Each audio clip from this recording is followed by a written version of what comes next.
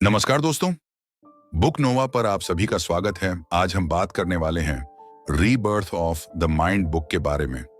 कभी कभी जिंदगी बहुत शोर नहीं मचाती, कोई बड़ा हादसा नहीं होता, कोई जोरदार टूटन नहीं दिखती, फिर भी भीतर कुछ अजीब सा हिलने लगता है।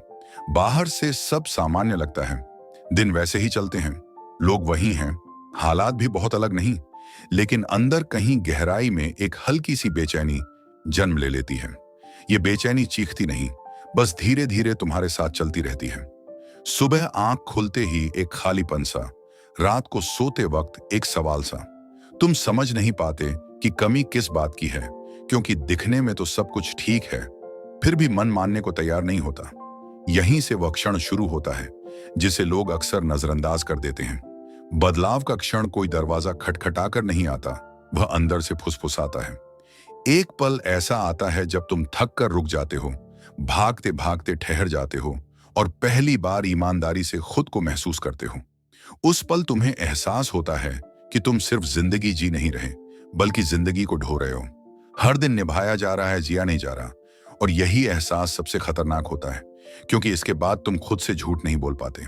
इस क्षण में कोई बड़ी समझ नहीं आती, कोई दर्शन नहीं खुलता, बस एक सीधी सी अनुभूति होती है, कुछ बदलना चाहिए।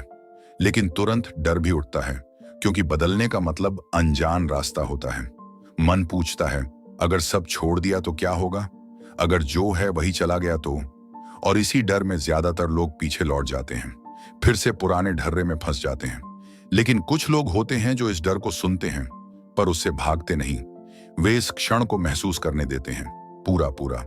इस पल में इंसान पहली बार देखता है कि वह कितनी चीजें सिर्फ आदत में जी रहा है, कितनी बातें वह इसलिए सह रहा है क्योंकि उसने कभी सवाल नहीं किया, कितनी सोचें हैं जो कभी उसकी थी ही नहीं, फिर भी उसने उन्हें अपनी पहचान बना लिया।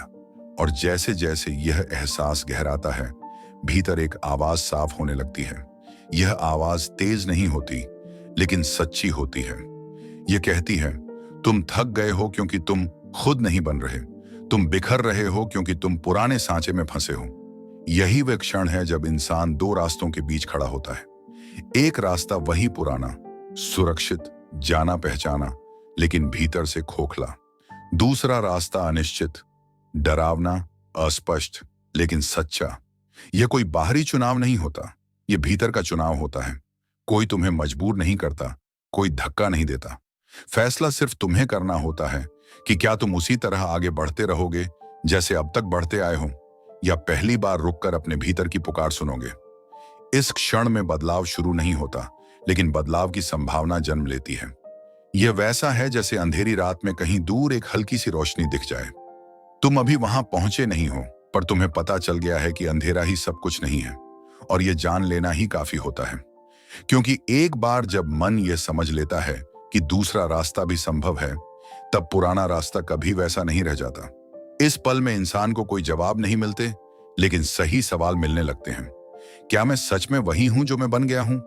क्या यह जिंदगी वही है जो मैं जीना चाहता था? अगर डर ना होता तो मैं क्या चुनता? ये सवाल हलचल मचाते हैं, नींदें तोड़ते हैं। लेकिन यहीं से असली जागरण शुरू होता है, क्योंकि जागरण शांति से नहीं आता, वह पहले बेचैन करता है। यही वह क्षण है जिसे अगर तुम समझ लो, महसूस कर लो और उससे भागो नहीं, तो आगे की पूरी यात्रा अपने आप खुलने लगती है। यह कोई नाटकीय शुरुआत नहीं है, लेकिन यही सबसे ईमानदार शुरुआत है। यहीं से मन का पुनर्जन्म संभव होता है, क्योंकि हर बड़े परिवर्तन से पहले एक छोटा सा शांत सा पल आता है, जहां तुम पहली बार खुद से सच सच पूछते हो, क्या मैं ऐसे ही जीता रहूंगा? और जैसे ही यह सवाल दिल से उठता है, कुछ भीतर टूटता है और उसी टूटन से कुछ नया जन्म लेने लगता है। जब इंसान उस क्षण को महसूस कर लेता है जहां उसे लगता है कि कुछ बदलना चाहिए, तब वह अक्सर यही सोचता है कि शायद समस्या हालात में है, लोगों में है, या जिंदगी की तेज रफ्तार में है। वह अपने चारों ओर देखता है, वजहें ढूंढता है, दोष देने के लिए नाम चुनता है। लेकिन जैसे जैसे भीतर की आवाज थोड़ी और साफ होने लगती है, एक अजीब सच्चाई सामने आती है। थकान बाहर से नहीं आई होती, वह भीतर से जमा हुई होती है। जैसे कोई व्यक्ति सालों से एक भारी बैग कंधे पर लटकाए चल रहा हो, लेकिन उसे याद ही ना हो कि उसने वह बैग कब उठाया था। यह बोझ एक दिन में नहीं बनता, ये धीरे धीरे जुड़ता है। बचपन की छोटी छोटी बातें, वो वाक्य जो किसी ने गुस्से में कह दिए थे, वो तुलना जो हंसी में कर दी गई थी, वो डर जो किसी असफलता के बाद चुपचाप मन में बैठ गया। फिर आते हैं रिश्तों के अनुभव, अधूरे जज्बात, वो शब्द जो कहे नहीं गए और वो बातें जो सुन ली गईं लेकिन समझी नहीं गईं। हर अनुभव अपने साथ एक छोटा सा भार छोड़ जाता है और इंसान उसे उठाता चला जाता है, बिना यह समझे कि उसका मन धीरे धीरे थक रहा है। सबसे अजीब बात यह है कि यह बोझ दिखाई नहीं देता। कोई तुम्हें देखकर नहीं कह सकता कि तुम कितने थके हुए हो। तुम खुद भी कई बार नहीं जानते। तुम हंसते हो, काम करते हो, जिम्मेदारियां निभाते हो, लेकिन भीतर कहीं एक भारीपन लगातार मौजूद रहता है। तुम ज्यादा मेहनत करके इसे मिटाने की कोशिश करते हो, खुद को व्यस्त रखते हो ताकि सोचने का समय ना मिले, लेकिन यह बोझ मेहनत से हल्का नहीं होता, क्योंकि यह शरीर का नहीं, मन का वजन होता है। धीरे धीरे यह बोझ तुम्हारी सोच में उतरने लगता है। तुम हर फैसले में संदेह महसूस करते हो, हर मौके में खतरा देखते हो। तुम खुद पर सवाल उठाने लगते हो, अपनी काबिलियत पर शक करने लगते हो। कई बार तुम बिना किसी वजह के चिड़चिड़े हो जाते हो, बिना किसी बड़े कारण के उदास हो जाते हो। और जब तुम खुद से पूछते हो कि ऐसा क्यों हो रहा है, तो कोई साफ जवाब नहीं मिलता। बस एक भावना होती है, जैसे कुछ दबा हुआ है। यह दबाव दरअसल उन चीजों का होता है जिन्हें तुमने कभी छोड़ा नहीं। अपराध बोध, जो तुम्हें यह याद दिलाता रहता है कि तुमने कहीं गलत किया था। डर, जो हर नए कदम पर तुम्हें पीछे खींचता है। उम्मीदें, जो तुम्हारी नहीं थीं, लेकिन तुमने उन्हें अपना लिया। और सबसे भारी होता है वह सोच, जो तुम्हें यह यकीन दिलाती है कि तुम्हें सब कुछ सहना ही पड़ेगा, क्योंकि यही जिंदगी है। इस बोझ की सबसे खतरनाक बात यह है कि इंसान इसे सामान्य मान लेता है। उसे लगता है कि हर कोई ऐसा ही महसूस करता होगा, हर किसी का मन ऐसा ही भारी होगा। वह इसे अपनी पहचान का हिस्सा बना लेता है। मैं ऐसा ही हूं, यह वाक्य उसी बोझ से निकलता है। और जैसे ही यह वाक्य मन में बैठ जाता है, इंसान उस वजन को उतारने की कोशिश ही छोड़ देता है। लेकिन जब भीतर का जागरण थोड़ा गहरा होता है, तब पहली बार इंसान यह देख पाता है कि यह वजन उसका असली स्वभाव नहीं है। यह तो बस जमा हुई चीजें हैं जिनका बोझ उसने उठाया हुआ है। और यह एहसास बहुत महत्वपूर्ण होता है, क्योंकि जिस चीज को तुम पहचान लेते हो, उसे बदलना संभव हो जाता है। उस पल तुम्हें समझ आता है कि तुम्हें हल्का होने के लिए और मजबूत बनने की जरूरत नहीं, बल्कि उतारने की जरूरत है। यह समझ आते ही मन के भीतर एक हल्की सी जगह बनती है, जैसे कोई गांठ ढीली पड़ गई हो। तुम पहली बार यह सोचते हो कि शायद जिंदगी इतनी भारी नहीं है, शायद यह भारीपन तुमने खुद ढो रखा है। और यह विचार अपने आप में एक राहत लेकर आता है, क्योंकि अगर बोझ उठाया गया है तो उसे नीचे रखा भी जा सकता है। यहीं से यात्रा और गहरी होती है। अब सवाल बदल जाता है। अब तुम यह नहीं पूछते कि जिंदगी ने मेरे साथ ऐसा क्यों किया, बल्कि यह पूछने लगते हो कि मैंने क्या क्या पकड़ रखा है। और जैसे जैसे यह सवाल भीतर उतरता है, तुम अपने मन की परतों को देखने लगते हो। वह बोझ जो कभी अनदेखा था, अब साफ दिखने लगता है। और जब बोझ दिखने लगता है, तो उसके पीछे छुपी हुई पुरानी पहचान भी धीरे धीरे सामने आने लगती है, जो इस वजन को थामे हुए थी और खुद को उसी में सीमित किए हुए थी। हमारे चैनल को सब्सक्राइब जरूर करें। जब इंसान यह देखने लगता है कि वह कितना बोझ ढो रहा है, तब धीरे धीरे एक और सच्चाई सामने आती है, जो अक्सर सबसे असहज होती है। ये बोझ किसी बाहर की जंजीर से नहीं बंधा होता, ये भीतर की एक पहचान से बंधा होता है। एक ऐसी पहचान जिसे इंसान ने समय के साथ अपना सच मान लिया होता है। वह पहचान जो कभी एक अनुभव से बनी थी, कभी किसी के कहे हुए शब्द से, कभी किसी असफलता से, और फिर धीरे धीरे पूरे जीवन की परिभाषा बन गई। यह पहचान बहुत शोर नहीं मचाती, यह तुम्हें कैद होने का एहसास नहीं कराती। उल्टा, यह तुम्हें सुरक्षा का भ्रम देती है। यह कहती है, तुम यही हो, तुम इससे ज्यादा नहीं कर सकते, तुम्हारी सीमाएं यहीं तक हैं। और क्योंकि यह आवाज तुम्हारे अपने मन से आती है, तुम उस पर सवाल ही नहीं करते। तुम मान लेते हो कि यही सच्चाई है, यही वह जगह है जहां जेल बनती है, बिना सलाखों के, बिना ताले के, लेकिन बेहद मजबूत। तुम सोचते हो कि तुम जैसे हो वैसे ही पैदा हुए थे, लेकिन सच्चाई यह है कि तुम जैसे बन गए हो। तुमने अपने बारे में एक छवि बना ली और फिर हर अनुभव को उसी छवि के अनुसार समझने लगे। अगर तुमने मान लिया कि तुम कमजोर हो, तो हर मुश्किल तुम्हें और कमजोर लगने लगती है। अगर तुमने मान लिया कि तुम असफल हो, तो हर छोटी गलती तुम्हें वही साबित करती दिखती है। धीरे धीरे तुम अपनी पहचान के सबूत खुद ढूंढने लगते हो और दुनिया भी वही दिखाने लगती है। इस पहचान की सबसे चालाक बात यह है कि यह तुम्हें बदलने से डराती है। यह कहती है कि बदलना खतरा है, नया रास्ता अनिश्चित है, पुराना ही ठीक है। भले ही पुराना तुम्हें थका रहा हो, भले ही उसमें दर्द हो, लेकिन वह जाना पहचाना है। और मन को जाना पहचाना हमेशा सुरक्षित लगता है। इसलिए जब भी तुम आगे बढ़ने की कोशिश करते हो, यह पहचान तुम्हें वापस खींच लेती है।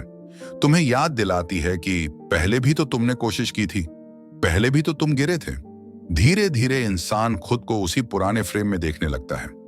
वह अपने सपनों को छोटा कर देता है ताकि वे उसकी पहचान से मेल खा सकें। वह अवसरों को ठुकरा देता है क्योंकि उन्हें स्वीकार करना उसकी पुरानी सोच को चुनौती देता है। और सबसे दुखद बात यह है कि वह इसे समझदारी समझने लगता है। उसे लगता है कि वह यथार्थवादी हो गया है, जबकि असल में वह डर के साथ समझौता कर चुका होता है।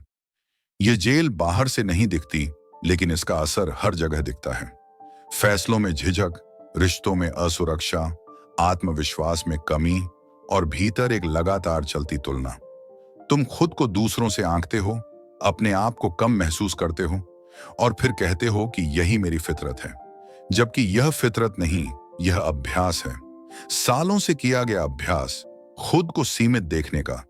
पर एक पल ऐसा आता है जब यह पहचान खुद ही दरकने लगती है। जब तुम भीतर से पूछते हो, क्या मैं सच में यही हूं, या यह बस वह कहानी है जो मैंने अपने बारे में सुन ली थी? यह सवाल छोटा लगता है, लेकिन इसकी ताकत बहुत बड़ी होती है, क्योंकि जैसे ही तुम अपनी पहचान पर सवाल उठाते हो, जेल की दीवार में एक दरार पड़ जाती है। उस दरार से पहली बार तुम्हें एहसास होता है कि तुम अपनी सोच से बड़े हो, कि तुम वह नहीं हो जो तुम्हारे डर तुम्हें बताते हैं, कि तुम्हारी असफलताएं तुम्हारी पहचान नहीं है, वे सिर्फ अनुभव हैं। और यह एहसास बहुत हल्का नहीं होता। यह डर के साथ आता है, क्योंकि अगर पुरानी पहचान टूटती है तो नया क्या होगा? मैं फिर कौन बनूंगा? यह अनिश्चितता डराती है, लेकिन यही अनिश्चितता आजादी का दरवाजा भी होती है। इस पल में इंसान दोबारा असहज होता है, लेकिन इस बार असहजता अलग होती है। यह कैद की नहीं, विस्तार की असहजता होती है। जैसे कोई लंबे समय तक अंधेरे कमरे में रहने के बाद अचानक रोशनी में आ जाए। आंखें चुभती हैं, लेकिन यही रोशनी असली दुनिया दिखाने वाली होती है। और यहीं से यह साफ होने लगता है कि असली जेल दुनिया नहीं थी, हालात नहीं थे, लोग नहीं थे। असली जेल वह पुरानी पहचान थी जिसे तुमने खुद को बचाने के लिए बनाया था और जो अब तुम्हें आगे बढ़ने से रोक रही थी। जब यह साफ होने लगता है कि असली कैद बाहर नहीं बल्कि भीतर की पहचान में थी, तब एक और कठिन सच सामने आता है। सिर्फ समझ लेना काफी नहीं होता। पहचान को पहचान लेना एक बात है, लेकिन उसे छोड़ना बिल्कुल दूसरी। क्योंकि जो पहचान तुम्हें बांध रही थी, वही तुम्हें अब तक संभाल भी रही थी, वही तुम्हें गिरने से बचाती थी, वही तुम्हें यह एहसास देती थी कि कम से कम तुम जानते हो कि तुम कौन हो। और जब वही पहचान ढहने लगती है, तो भीतर एक खालीपन फैल जाता है, जैसे जमीन खिसक गई हो। यहीं से वह प्रक्रिया शुरू होती है जिसे लोग बदलाव कहते हैं, लेकिन असल में यह बदलाव नहीं, एक छोटा सा अंत होता है, पुराना अंत। वह अंत जिसमें तुम अपने पुराने सोचने के तरीकों को, अपनी प्रतिक्रियाओं को, अपने बचाव के तरीकों को छोड़ते हो। यह किसी नाटकीय विदाई जैसा नहीं होता। कोई ढोल नहीं बजता, कोई तालियां नहीं होती, बस एक अजीब सी चुप्पी होती है जिसमें मन बार बार पूछता है कि अगर यह सब छोड़ दिया तो मैं रहूंगा क्या? यह डर स्वाभाविक है, क्योंकि वर्षों से तुम्हारा मन एक ही तरीके से काम करता आया है। वही आदतें, वही प्रतिक्रिया, वही सीमाएं। जब तुम उन्हें छोड़ने की कोशिश करते हो तो मन घबरा जाता है। वह तुम्हें वापस खींचने लगता है। वह कहता है कि इतना बदलना जरूरी नहीं, थोड़ा सा समझ लेना ही काफी है। लेकिन यही वह क्षण होता है जहां या तो परिवर्तन गहरा होगा या फिर सब कुछ वहीं रुक जाएगा। पुराने को छोड़ना सबसे ज्यादा तब मुश्किल होता है जब पुराना दर्द के बावजूद परिचित लगता है। इंसान अक्सर उस दर्द को पकड़ कर रखता है क्योंकि वह जाना पहचाना होता है। नया दर्द, नया रास्ता, नया रूप, यह सब अनजान होता है और मन अनजान से डरता है। इसलिए जब तुम पहली बार अपनी पुरानी सोच को छोड़ते हो तो एक तरह का शोक महसूस होता है, जैसे तुम अपने ही एक हिस्से को विदा कर रहे हो। इस प्रक्रिया में तुम कई बार खुद को कमजोर महसूस करोगे। लगेगा कि तुम पीछे जा रहे हो, कि तुम टूट रहे हो। लेकिन यह टूटना विनाश नहीं होता, यह जगह बनाना होता है। जैसे कोई पुरानी दीवार गिराई जाती है ताकि नया घर बन सके। अगर दीवार गिरते वक्त शोर ना हो तो शक होना चाहिए। ठीक वैसे ही अगर पुरानी पहचान छोड़ते वक्त दर्द न हो तो बदलाव सतही होता है। इस पहले अंत का सबसे बड़ा भ्रम यह है कि लोग सोचते हैं कि वे कुछ खो रहे हैं, जबकि सच्चाई यह है कि वे कुछ छोड़ रहे हैं जो अब उनके काम का नहीं था। पुरानी सोच जो हर मौके पर डर दिखाती थी, पुरानी प्रतिक्रियाएं जो हर बात को व्यक्तिगत बना लेती थी, पुरानी आदतें जो सुरक्षा के नाम पर सीमाएं बना देती थीं, यह सब छोड़ना ही वह पहला अंत है जिसके बिना कोई नया आरंभ संभव नहीं। इस दौरान मन बार बार तुम्हें पुराने रास्ते पर लौटने का सुझाव देगा। तुम्हें लगेगा कि शायद पहले ही ठीक था, शायद इतना सोचना बेकार है। लेकिन अगर तुम ध्यान से देखो तो समझोगे कि वह सुझाव डर से आ रहा है, समझदारी से नहीं। मन अपने अस्तित्व को बचाना चाहता है। वह नहीं चाहता कि उसकी पुरानी व्यवस्था टूटे। इसलिए वह तुम्हें भ्रम देता है कि स्थिरता वही है जहां तुम पहले थे। लेकिन जिस क्षण तुम इस भ्रम को पहचान लेते हो, उसी क्षण कुछ बदल जाता है। तुम पहली बार अपने डर को देखकर भी आगे बढ़ते हो। तुम अपने पुराने स्वयं को धन्यवाद कहते हो, उसने तुम्हें यहां तक पहुंचाया, और फिर उसे पीछे छोड़ देते हो। यह पल भारी होता है, लेकिन इसमें एक अजीब सी गरिमा भी होती है। जैसे कोई व्यक्ति लंबे संघर्ष के बाद आखिरकार अपने पुराने कवच को उतार दे। यही वह पहला अंत है जिसे पार किए बिना कोई नया जन्म संभव नहीं। यह अंत तुम्हें कमजोर नहीं बनाता, यह तुम्हें खाली बनाता है। और यही खालीपन आगे की सबसे बड़ी ताकत बनने वाला होता है। क्योंकि जब तुम पुराने को सच में छोड़ देते हो, तब तुम्हारे भीतर पहली बार जगह बनती है। जगह नए विचारों के लिए, नई समझ के लिए, और उस नई आवाज के लिए जो अब धीरे धीरे तुम्हें आगे की यात्रा की ओर बुलाने लगती है। जब पुराने को छोड़ देने के बाद भीतर एक खालीपन बनता है, तब वही खालीपन सबसे ज्यादा बोलने लगता है। यह वह जगह होती है जहां मन बिना शोर के खुद को प्रकट करता है। अब तक तुम जिस मन से भागते रहे, जिस पर तुमने भरोसा नहीं किया, वही मन अब तुम्हारे सामने खड़ा होता है। लेकिन इस बार वह तुम्हारा मालिक बनकर नहीं आता, वह एक बातचीत चाहता है। और यहीं से एक नई यात्रा शुरू होती है, मन के साथ संवाद की। अब तक तुम्हारा मन तुमसे अनजाने में बात करता रहा था। हर डर, हर शक, हर आलोचना उसी की आवाज थी। फर्क सिर्फ इतना था कि तुमने उसे कभी सुना नहीं, बस मान लिया। तुम उसके कहे को सच समझते रहे, बिना पूछे, बिना रुके। लेकिन जब पुरानी पहचान ढह जाती है, तब पहली बार तुम्हें यह मौका मिलता है कि तुम मन की आवाज को पहचानो, उसे समझो और उससे बात करो। यह संवाद जोर से नहीं होता, इसमें कोई मंत्र या घोषणा नहीं होती। यह बहुत साधारण होता है। यह तब शुरू होता है जब तुम खुद को किसी प्रतिक्रिया से पहले पकड़ लेते हो। जब तुम एक नकारात्मक विचार को आते हुए देख लेते हो और पहली बार उसे रोककर पूछते हो, क्या यह सच है? यही सवाल संवाद का पहला वाक्य होता है। धीरे धीरे तुम महसूस करने लगते हो कि मन हमेशा तुम्हें नीचा नहीं दिखा रहा था। वह बस तुम्हें सुरक्षित रखना चाहता था। वह तुम्हें डर दिखाकर बचाने की कोशिश करता था। समस्या यह नहीं थी कि मन गलत था, समस्या यह थी कि तुमने कभी उसे नया रास्ता नहीं दिखाया। मन वही दोहराता है जो उसने सीखा है, वही भाषा बोलता है जो उसे सिखाई गई है। और अब जब पुरानी भाषा काम नहीं आ रही, तो नई भाषा सिखानी पड़ती है। यह नई भाषा कठोर नहीं होती, यह खुद को झूठी तसल्ली देना नहीं होती, यह ईमानदार होती है।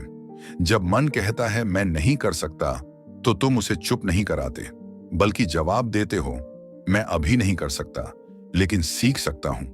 यह छोटा सा फर्क पूरे अनुभव को बदल देता है, क्योंकि मन शब्दों को नहीं, भावना को समझता है, और भावना बदलते ही उसकी दिशा बदल जाती है। इस संवाद का एक अहम हिस्सा है चुप्पी। हाँ, चुप्पी। जब तुम लगातार खुद से बोलते रहते हो तो मन थक जाता है। लेकिन जब तुम कुछ पल शांत बैठते हो बिना किसी उद्देश्य के, तब मन अपनी असली बातें सामने लाता है। वही बातें जिन्हें वह शोर में छुपा देता था। इस चुप्पी में तुम्हें अपने डर दिखते हैं, लेकिन उनके साथ तुम्हारी ताकत भी दिखती है। और यह देख पाना अपने आप में बहुत बड़ा परिवर्तन होता है। धीरे धीरे तुम ये समझने लगते हो कि मन को आदेश नहीं, दिशा चाहिए। उसे डांटने से वह और जिद्दी हो जाता है, लेकिन उसे समझाने से, उसे भरोसा देने से वह सहयोगी बन जाता है। तुम खुद से ऐसे बात करना सीखते हो जैसे किसी अपने से करते हो। कठोर नहीं लेकिन स्पष्ट, नरम नहीं लेकिन सच्चा। इस प्रक्रिया में कई बार तुम्हें लगेगा कि तुम पागल हो रहे हो, खुद से बातें कर रहे हो, लेकिन सच यह है कि तुम पहली बार जागरूक हो रहे हो। क्योंकि जो व्यक्ति अपने मन से बात नहीं करता, वह अनजाने में उसके पीछे चलता रहता है। और जो व्यक्ति उससे संवाद करता है, वह धीरे धीरे नेतृत्व संभाल लेता है। एक दिन ऐसा आता है जब तुम महसूस करते हो कि तुम्हारी आंतरिक आवाज बदल गई है। वही हालात, वही चुनौतियां, लेकिन प्रतिक्रिया अलग है। डर आता है लेकिन वह हावी नहीं होता। संदेह उठता है लेकिन वह निर्णय नहीं लेता। क्योंकि अब मन अकेला नहीं है, अब तुम उसके साथ हो। यहीं से असली संतुलन पैदा होता है। न तुम मन के खिलाफ हो, न उसके गुलाम, तुम उसके साथी हो। और जब यह रिश्ता बनता है तो भीतर एक स्थिरता पैदा होती है। एक ऐसी स्थिरता जिसमें तुम खुद को खोते नहीं बल्कि पाते हो। यह संवाद तुम्हें आगे के रास्ते के लिए तैयार करता है, क्योंकि अब तुम सिर्फ अपने मन को सुन नहीं रहे, तुम उसे समझ रहे हो। और समझ के साथ लिया गया हर कदम तुम्हें उस पुराने बोझ और पुराने अतीत से धीरे धीरे मुक्त करने लगता है, जो अब भी कहीं भीतर छुपा बैठा है। जब मन से संवाद बनने लगता है, तब एक अजीब सी परत अपने आप खुलने लगती है। जैसे ही तुम भीतर शांत होकर सुनते हो, अतीत की आवाजें उभरने लगती हैं। कुछ यादें साफ होकर सामने आती हैं। कुछ भावनाएं जो कभी पूरी तरह महसूस ही नहीं की गई थीं, अब अपना अस्तित्व जताने लगती हैं। यह वह क्षण होता है जब इंसान समझता है कि उसका अतीत गया नहीं है, वह बस चुपचाप भीतर बैठा हुआ है। हर फैसले में, हर डर में, हर प्रतिक्रिया में अतीत की पकड़ अक्सर जोर से नहीं कसती, वह धीरे धीरे जकड़ती है। वह तुम्हें हर नए अनुभव को पुराने चश्मे से देखने पर मजबूर करती है।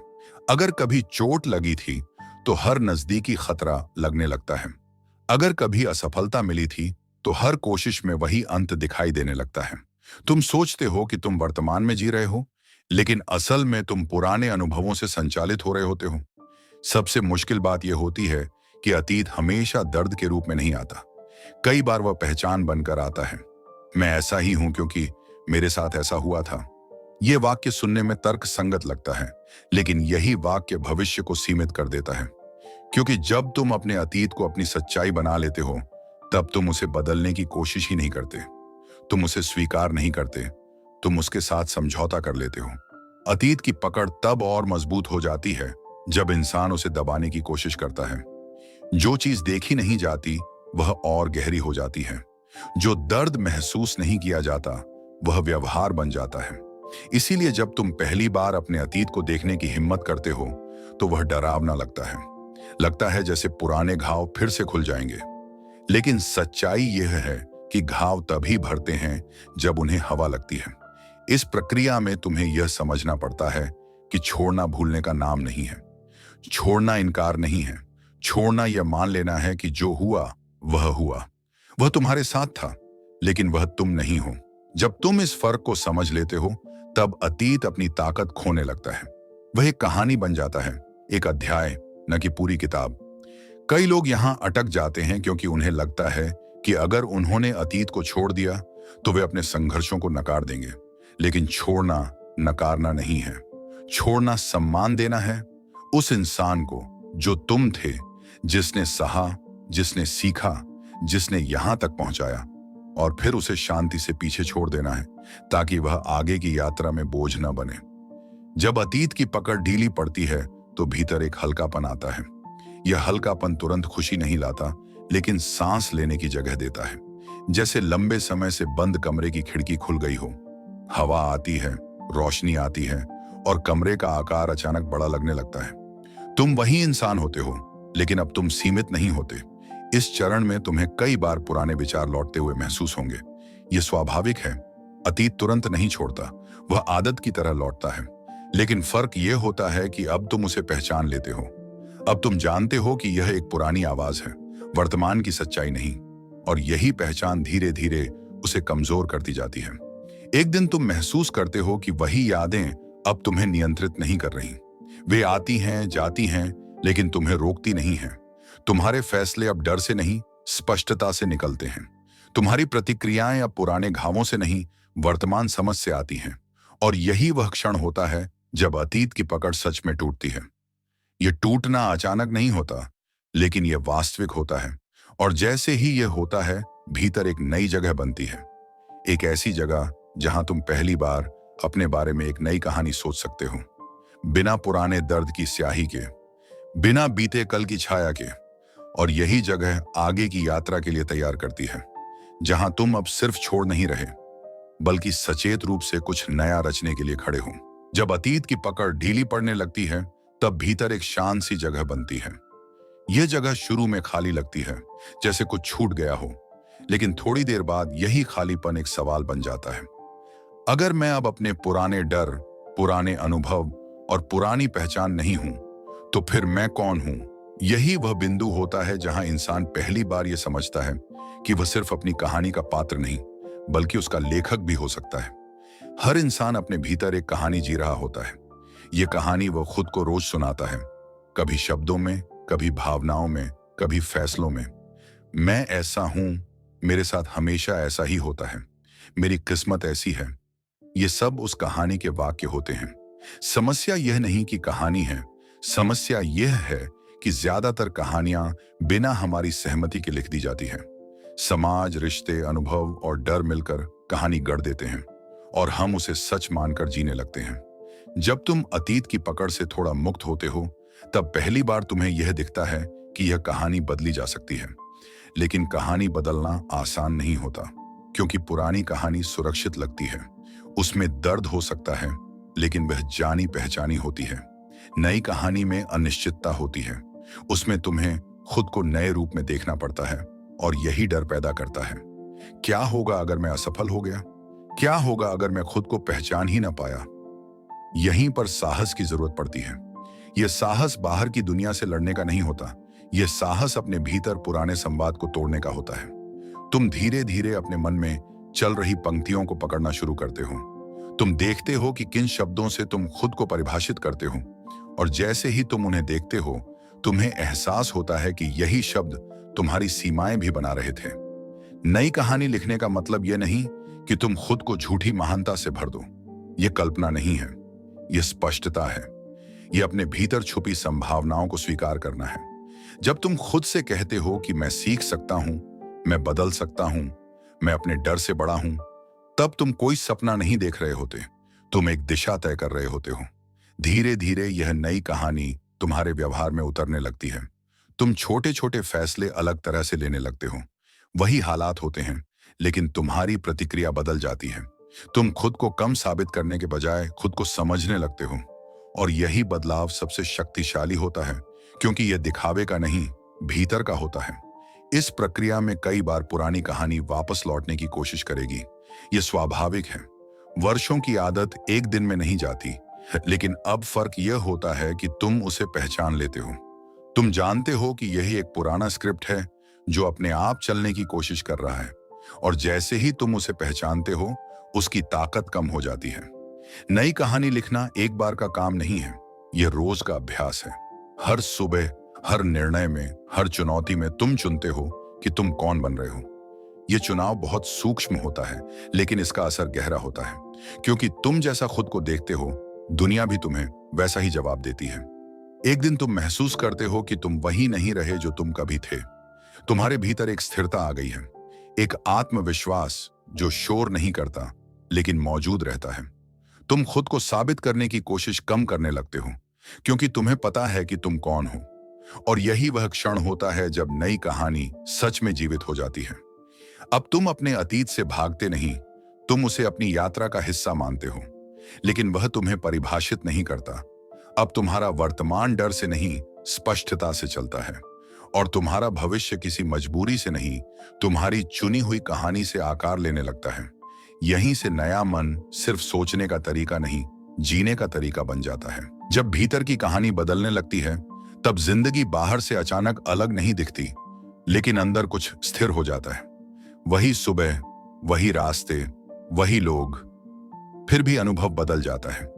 जैसे देखने का चश्मा बदल गया हो। अब तुम जिंदगी को सिर्फ प्रतिक्रिया देकर नहीं जीते, तुम उसे महसूस करके जीने लगते हो। यही नई चेतना की शुरुआत होती है। यह कोई रहस्यमयी अवस्था नहीं है, बल्कि एक शांत जागरूकता है जिसमें तुम अपने विचारों, भावनाओं और क्रियाओं को पहचानने लगते हो। नई चेतना का पहला संकेत यह होता है कि तुम जल्दी बहते नहीं। पहले जहां छोटी सी बात मन को उथल पुथल कर देती थी, अब वहां एक पल का ठहराव आ जाता है। तुम जवाब देने से पहले महसूस करते हो। तुम समझने लगते हो कि हर विचार सच नहीं होता और हर भावना पर तुरंत चलना जरूरी नहीं। यह ठहराव तुम्हें धीमा नहीं बनाता, यह तुम्हें स्पष्ट बनाता है, क्योंकि जब मन शांत होता है तभी सही दिशा दिखती है। इस अवस्था में तुम अपनी ऊर्जा को पहचानना सीखते हो। तुम समझने लगते हो कि हर चीज पर प्रतिक्रिया देना तुम्हें थका देता है। हर किसी को खुश करने की कोशिश तुम्हें खाली कर देती है। और जैसे ही यह समझ आती है, तुम चुनना शुरू करते हो। तुम यह तय करने लगते हो कि तुम्हारी ऊर्जा कहां जाएगी और कहां नहीं। यह चुनाव कठोर नहीं होता, यह आत्मसम्मान से भरा होता है। तुम किसी से लड़ते नहीं, बस खुद को बचाते हो। धीरे धीरे तुम्हारी आदतें बदलने लगती हैं, बिना जोर लगाए। सुबह कुछ पल की शांति तुम्हें आकर्षित करने लगती है। दिन में कुछ मिनट खुद के साथ बैठना अब अकेलापन नहीं लगता, बल्कि रिचार्ज जैसा लगता है। तुम अपने शरीर की थकान, अपने मन की हलचल और अपने दिल की भावनाओं को सुनने लगते हो। यह सुनना ही तुम्हें संतुलित रखता है। नई चेतना के साथ एक और बदलाव आता है, नियंत्रण छोड़ने की कला। पहले तुम हर परिणाम को पकड़ने की कोशिश करते थे। हर चीज को सही करने, सही करवाने, सही साबित करने में लगे रहते थे। अब तुम समझते हो कि कुछ चीजें तुम्हारे हाथ में नहीं हैं, और यह स्वीकार करना कमजोरी नहीं है। जब तुम अपनी मेहनत पर ध्यान देते हो और परिणाम को छोड़ देते हो, तब भीतर एक गहरी शांति उतरती है। इस अवस्था में रिश्ते भी बदलते हैं। तुम दूसरों से उम्मीदें कम करते हो और समझ बढ़ाते हो। तुम दूसरों के व्यवहार को व्यक्तिगत लेना छोड़ देते हो, क्योंकि अब तुम्हें पता है कि हर इंसान अपनी चेतना के स्तर से काम कर रहा है। यह समझ तुम्हें कठोर नहीं बनाती, यह तुम्हें करुणामय बनाती है। और करुणा में एक अद्भुत शक्ति होती है, बिना थके देने की। नई चेतना का सबसे बड़ा उपहार यह होता है कि तुम खुद के साथ मित्र बन जाते हो। तुम खुद को कोसना बंद कर देते हो। गलती होने पर तुम खुद को सजा नहीं देते, बल्कि सीख देते हो। यह आत्म स्वीकृति तुम्हें मजबूत बनाती है, क्योंकि अब तुम्हें खुद से लड़ने की जरूरत नहीं रहती। धीरे धीरे तुम्हें महसूस होता है कि तुम जिंदगी को ज्यादा गहराई से जी रहे हो। छोटी छोटी चीजें अर्थपूर्ण लगने लगती हैं। एक सांस, एक मुस्कान, एक शांत क्षण, यह सब साधारण है, लेकिन अब तुम्हें इनमें जीवन दिखाई देता है। और जब तुम जीवन को महसूस करने लगते हो, तब डर का असर अपने आप कम हो जाता है। इस नई चेतना में तुम भागते नहीं, बहते हो। तुम साबित नहीं करते, उपस्थित रहते हो। तुम भविष्य की चिंता में वर्तमान नहीं खोते। और यही बहाव तुम्हें उस जगह ले आता है जहां तुम पहली बार यह महसूस करते हो कि जिंदगी तुम्हारे खिलाफ नहीं थी। तुम बस उसे पुराने नजरिए से देख रहे थे। अब नजरिया बदल चुका है, और इसी बदले हुए नजरिए के साथ तुम्हारा भीतर का संसार एक नई स्थिरता, एक नई स्पष्टता और एक नई शांति में ढलने लगता है, जो तुम्हें अंतिम अनुभव की ओर धीरे धीरे ले जाने लगती है। जब चेतना स्थिर हो जाती है, तब स्वतंत्रता किसी लक्ष्य की तरह नहीं आती, वह एक अनुभव की तरह उतरती है। यह आजादी बाहर की परिस्थितियों से नहीं मिलती, न ही किसी उपलब्धि के बाद आती है। यह उस पल जन्म लेती है जब तुम भीतर से हल्के हो जाते हो, जब तुम्हें यह साबित करने की जरूरत नहीं रहती कि तुम कौन हो, क्योंकि तुम्हें खुद पता होता है। यही वह क्षण है जहां असली पुनर्जन्म पूरा होता है। इस आजादी में कोई शोर नहीं होता। यह उत्साह की चीख नहीं, बल्कि शांति की मुस्कान होती है। तुम वही दुनिया देखते हो, लेकिन अब उससे डरते नहीं। चुनौतियां आती हैं, पर वे तुम्हें छोटा महसूस नहीं कराती, क्योंकि अब तुम्हारा भरोसा हालात पर नहीं, अपनी आंतरिक स्थिरता पर होता है। तुम समझ जाते हो कि सब कुछ बदल सकता है, लेकिन जो भीतर जाग चुका है वह डगमगाता नहीं। इस अवस्था में तुम तुलना से मुक्त हो जाते हो। पहले जहां दूसरों की प्रगति तुम्हें बेचैन कर देती थी, अब वहां प्रेरणा या तटस्थता होती है। तुम किसी से पीछे या आगे होने के विचार से बाहर निकल आते हो, क्योंकि अब तुम अपनी गति पहचानते हो। तुम्हें पता होता है कि तुम्हारी राह अलग है, और अलग होने में कमी नहीं, गहराई होती है। डर पूरी तरह गायब नहीं होता, लेकिन उसका स्वर बदल जाता है। वह अब तुम्हें रोकता नहीं, वह तुम्हें सचेत करता है। तुम डर के बावजूद कदम रखते हो और हर कदम के साथ डर छोटा होता जाता है। यही साहस है। डर के बिना जीना नहीं, डर के साथ स्वतंत्र होना। और इस स्वतंत्रता में एक अजीब सी सहजता होती है, जैसे तुम जिंदगी के साथ लड़ नहीं रहे, उसके साथ चल रहे हो। अब तुम अपने अतीत को दोष नहीं देते, तुम उसे सम्मान देते हो। तुम जानते हो कि वह तुम्हें यहां तक लाया, लेकिन वह तुम्हें यहां रोक नहीं सकता। तुम अपने अनुभवों को बोझ की तरह नहीं, बुद्धि की तरह उठाते हो। और यह बदलाव तुम्हें परिपक्व बनाता है, कठोर नहीं।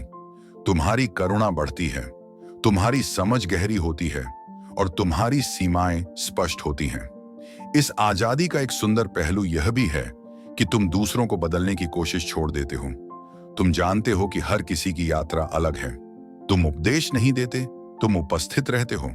और कभी कभी तुम्हारी यह उपस्थिति ही किसी के लिए रोशनी बन जाती है, क्योंकि सच्ची स्वतंत्रता दूसरों को भी मुक्त महसूस कराती है। तुम्हारा जीवन अब नियंत्रण की कोशिश नहीं, चुनाव का अभ्यास बन जाता है। तुम हर दिन चुनते हो कैसे सोचना है, कैसे प्रतिक्रिया देनी है, किस दिशा में ऊर्जा लगानी है। यह चुनाव तुम्हें थकाता नहीं, क्योंकि यह तुम्हारी सच्चाई से निकलता है। और जब चुनाव सच्चाई से निकलते हैं तो जीवन सरल होने लगता है। इस अवस्था में शांति कोई स्थिर तस्वीर नहीं होती, वह एक प्रवाह होती है। कभी कभी हलचल आती है, लेकिन वह भीतर घर नहीं बनाती। तुम उठते हो, गिरते हो, सीखते हो और फिर आगे बढ़ते हो, बिना खुद को तोड़े, बिना खुद को छोड़े। यही परिपक्व स्वतंत्रता है। और तब तुम समझते हो कि पुनर्जन्म कोई एक दिन की घटना नहीं थी। यह हर वह क्षण था जब तुमने पुराने डर को पहचाना और उसे दिशा दी। हर वह पल जब तुमने खुद को चुना, हर वह सांस जब तुमने वर्तमान में रहना सीखा।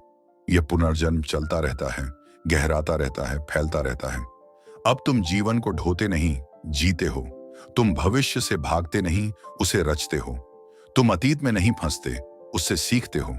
और इस संतुलन में एक गहरी प्रसन्नता जन्म लेती है, दिखावे की नहीं, शांति की। यही वह प्रसन्नता है जो तुम्हें भीतर से कहती है कि तुम सही जगह पर हो। और अगर तुम यहां तक पहुंचे हो तो जान लो कि तुम वही इंसान नहीं रहे जो इस यात्रा की शुरुआत में थे। तुम्हारे भीतर कुछ जाग चुका है, एक स्पष्टता, एक साहस, एक शांति। इसे पकड़कर रखने की जरूरत नहीं, इसे जीने की जरूरत है। क्योंकि यही स्वतंत्रता है, यही सच्चा पुनर्जन्म है।